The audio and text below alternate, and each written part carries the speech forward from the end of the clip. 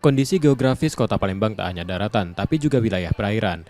Ini jadi tantangan dalam distribusi logistik pemilu 2024. Sehari jelang pelaksanaan pemilu, PPS Pulau Kerto menyalurkan logistik ke perairan Pulau Kerto yang masuk dalam Kecamatan Gandus, yang didampingi Panwaslu, Polri, dan TNI serta perangkat kecamatan. 4 TPS di wilayah tersebut masing-masing TPS 32, 33, 34, dan 35 dengan total mata pilih 828 pemilih. Ketiadaan jalan darat, petugas harus menggunakan perahu. Kerawanan pemilu kali ini cukup tinggi karena berlangsung di tengah banjir pasang Sungai Musi. Sesuai petunjuk KPU Palembang, lokasi TPS terpaksa digeser ke rumah warga yang aman dari banjir.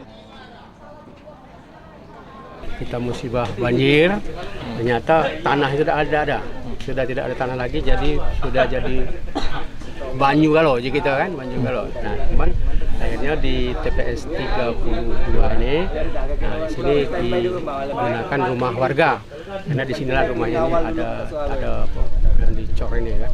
Sudah sesuai dengan petunjuk KPU, nah, kalau memang keadaannya seperti ini kan, ya kita melakukan pergeseran. Oke, dari tempat yang lebih pas kan. Mendampingi proses distribusi logistik, Camat Gandus mendorong KPPS dan perangkat RT untuk menyediakan perahu untuk warga.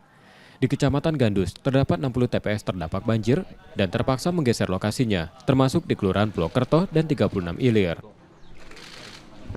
Tentu kami berkoordinasi dengan pihak KPU untuk bersosialisasi dan juga dengan pihak dari PPS Kelurahan, pihak KPPS di TPS masing-masing agar bisa dapat memfasilitasi warga yang terkendala seperti kebanjiran begitu, agar tidak menurunkan angka partisipasi pemilih.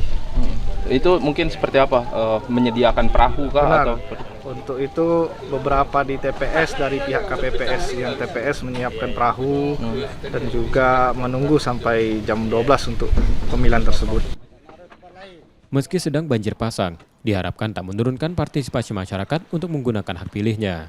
M. Rizky Nurmizan, Kompas TV, Palembang, Sumatera Selatan.